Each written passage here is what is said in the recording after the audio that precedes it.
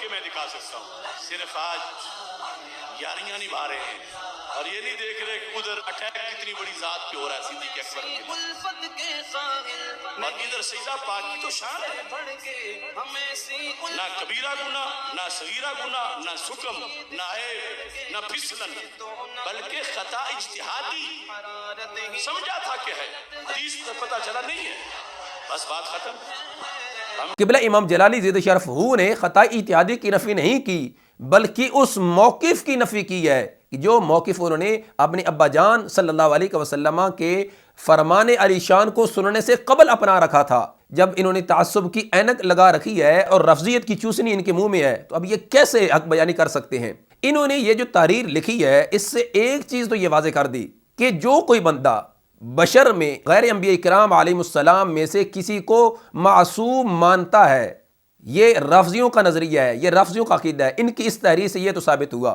ان ایمانوں میں عام سنی لوگ کہتے ہیں 12 امام 14 معصوم، تو اگر کوئی سنی کہہ دے کہ فاطمہ معصومہ ہے یا وہ یہ کہہ دے کہ ائمہ معصوم ہیں تو وہ شرعی معنی میں نہیں کہتا، وہ لغوی معنی میں کہتا ہے۔ میں اب ان سے یہ پوچھ رہا ہوں کیا اس سے حنیف قریشی رافضی ہوا یا کہ نہ ہوا؟ تو میں تم سے پوچھتا ہوں کیا سلفن خلفن محدثین میں سے کسی ایک محدث نے عصمت کی تعریف کر کے ایسی دو قسمیں بنائی ہیں، ایک شرعی ایک لغوی، اور پھر لغوی معنی میں غیر نبی کو معصوم مراد لیا ہے؟ یہ گیدڑ ببکیاں اب تمہاری نہیں چلیں گی، حنیف قریشی اب بہت ہو گیا۔ بسم اللہ والصلاۃ والسلام علی رسول اللہ۔ السلام علیکم ورحمۃ اللہ تعالی وبرکاتہ۔ معزز سامعین ناظرین، بحمد تعالی رب ذوالجلال نے حضرت قبلہ امام جلالی زید شرف ہو کو سرخرو فرمایا اور آپ نے جو ایک طویل عقیدہ اہل سنت کے تحفظ میں جنگ لڑی، اللہ تعالیٰ نے آپ کو اس میں کامیاب فرمایا۔ ہم اللہ کی برگاہ میں صدہ سجدہ شکر ادا کرتے ہیں۔ ابھی میرے ایک دوست نے مجھے ایک تحریر بھیجی ہے جو کہ تکفیری گروپ اور جتنے بھی منحرفین عقیدہ اہل سنت ہیں ان کی طرف سے اسے وائرل کیا گیا۔ پچھلے سال سرزمین بکی شریف پہ جو عظمت قرآن کانفرنس ہوئی اور اس میں حضرت قبلہ امام جلالی زید شرف ہو نے خوبصورت قرآن و سنت کے دلائل و براہین سے مزین خطاب فرمایا، اس میں سے ایک 27 سیکنڈ کا کلپ وائرل کیا گیا، اور وہ بھی جو اس بیان کے شروع میں ہائی لائٹس لگائے گئے اس میں سے خیانت کر کے ما قبل ما بعد کاٹ کے اسے وائرل کیا گیا۔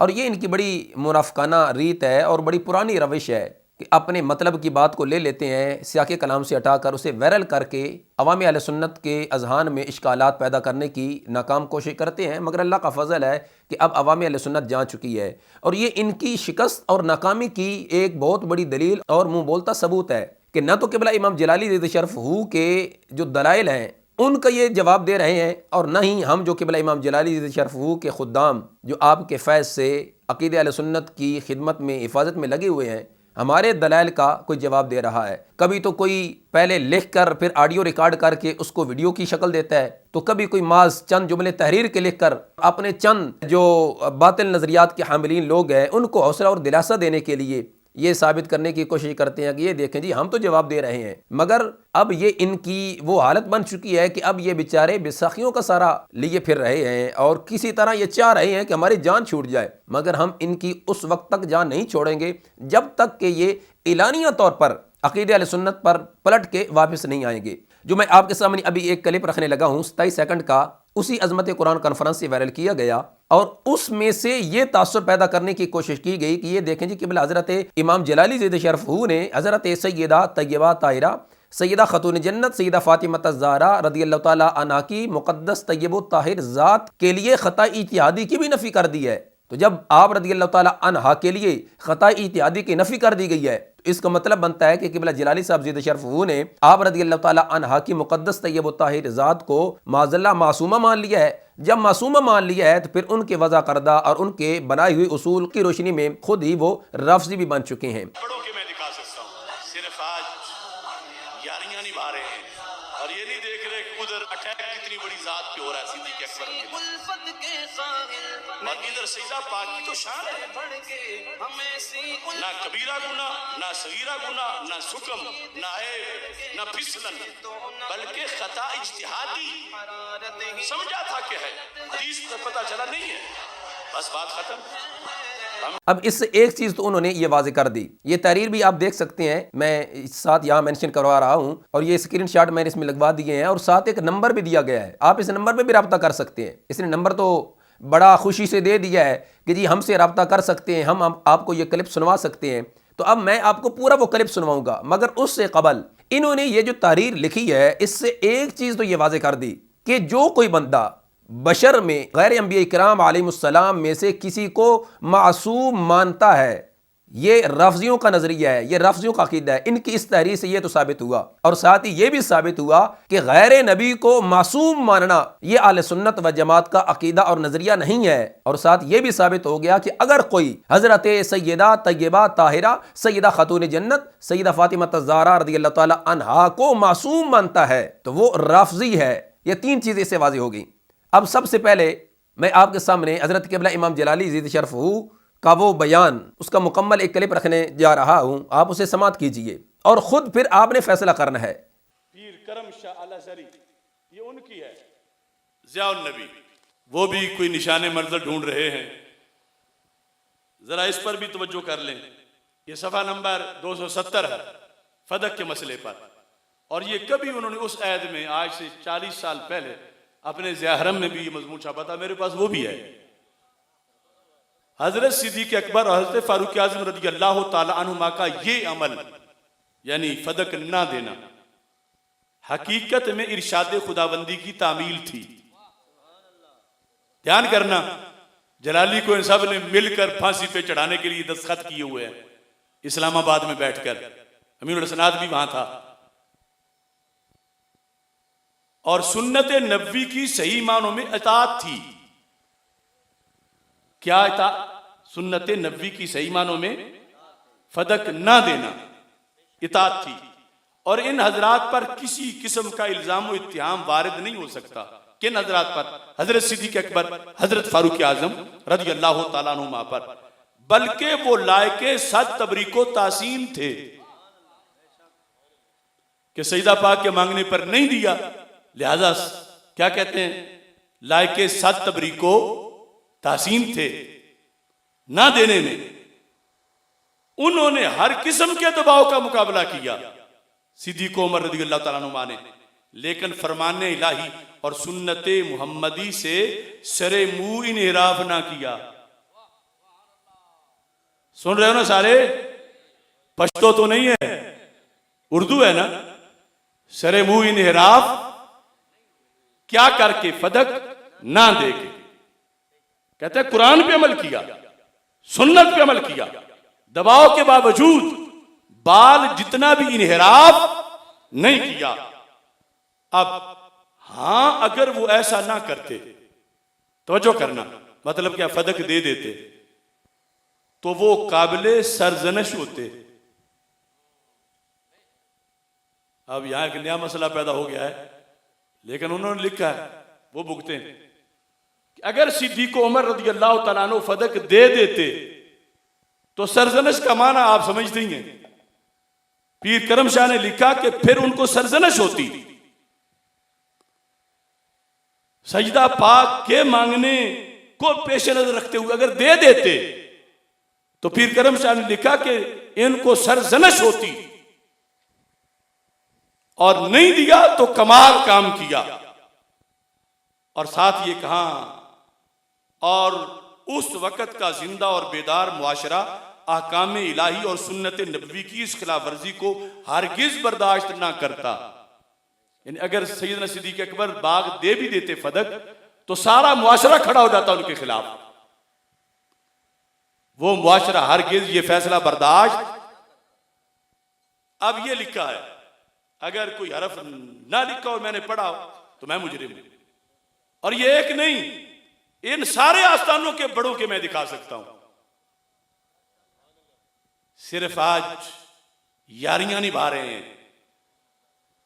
اور یہ نہیں دیکھ رہے کہ ادھر اٹیک کتنی بڑی ذات پہ ہو رہا ہے، صدیق اکبر رضی اللہ تعالیٰ، اور ادھر سیدہ پاک کی تو شان ہے، نہ کبیرہ گناہ، نہ صغیرہ گناہ، نہ سکم، نہ عیب، نہ پھسلن، بلکہ خطا اجتہادی سمجھا تھا کہ ہے، حدیث کا پتہ چلا نہیں ہے، بس بات ختم۔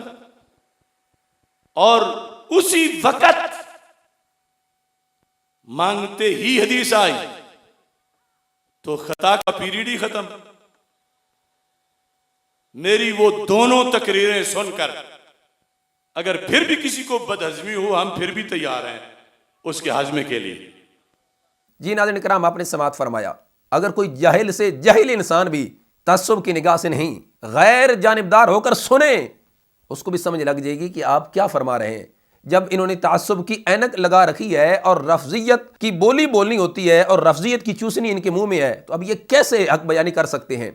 تو قبلہ امام جلالی زید شرف ہو نے خطا اتحادی کی نفی نہیں کی، بلکہ اس موقف کی نفی کی ہے کہ جو موقف حضرت سیدہ طیبہ طاہرہ رضی اللہ تعالی عنہا نے اپنے ابا جان صلی اللہ علیہ وسلم کے فرمان علی شان کو سننے سے قبل اپنا رکھا تھا، یعنی باغ فتح میں ہمارا حق ہے.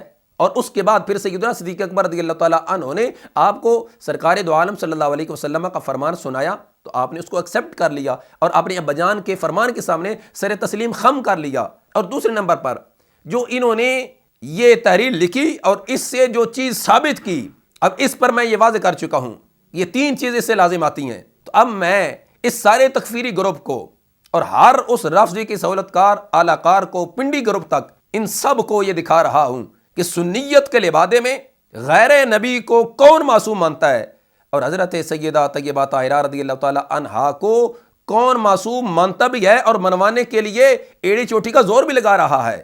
اور صرف سیدہ خاتون جنت سیدہ فاطمہ الزہرا رضی اللہ تعالی عنہا کی مقدس طیب الطاہر ذات کو ہی نہیں معصوم ماننے کا وہ دعویٰ کرتا، بلکہ 12 امام 14 معصوم بھی منوانے کے لحاظ سے وہ اس کا بھی دعوے دار ہے. کون ہے؟ گستاخ صحابہ، ترجمان مترفزہ، خارجی رافضی حنیف قریشی نامی شخص.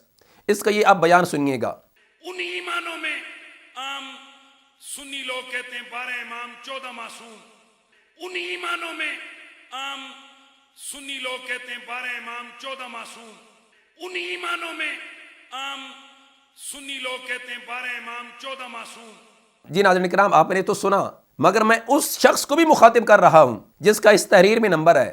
ذرا غور کریں، وہ موصوف بھی اور تکفیری گروپ عرفان شاہ تک سارا گروپ یہ غور کرے جب انہوں نے خود اس چیز کو واضح کیا اور اس چیز کو ایکسیپٹ کیا کہ غیر انبیاء کرام علیہ السلام میں سے اگر کوئی کسی کو معصوم مانتا ہے تو یہ عقید عصمت پر زیادہ لازم آتی ہے اور عقید ختم نبوت پر یہ حملہ ہے.